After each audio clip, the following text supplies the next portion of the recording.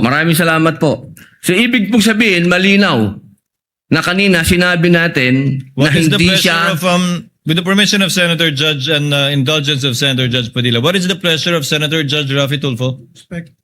Walang mic. Kay Senator Padilla. Bakit pag sa kabila pinapayagan sila 5-10 minutes? Bakit pag sa amin, sa majority, kinakat agad ni remind pagdating ng pagdating ng 2 minutes? I think nakakalata na kami. So dapat pag sinabing 2 minutes, 2 minutes. Pag sa amin sa majority, pag 2 minutes, pinipindot nito. 2-3 beses. Totoo yan. Pero pag sa minority, umabot na ng 5 minutes, 10 minutes. At meron akong record yan. Pinapayagan. Why? Thank you.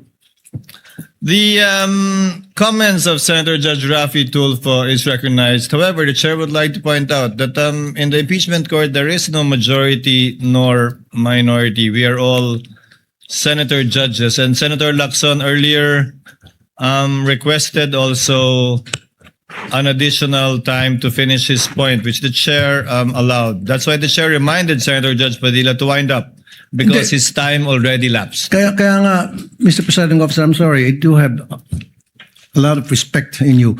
Yung sa akin lang, kahit na sino senador, kapag dating na ng 2 minutes, pinipindutan ng bell eh. Ako ilang beses na ako napindutan ng bell.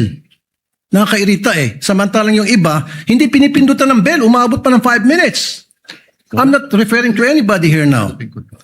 Yun lang yun eh. Kaya nga kuminsan, binubulungan ko na nandiyan eh. Oy, pindutin mo na yung bell. Para naman makapagsalita yung iba. Yun lang po. Wala na akong tinutukoy dito. Dapat maging fair tayo. Yung sa nagpipindot ng bell. Pag sinabing 2 minutes regardless kahit na sinong senador yan. Thank you. The clerk of court is instructed to kindly relate to the bell ringer to kindly be consistent in doing the polite reminder to the senator judges with respect to the time allotted.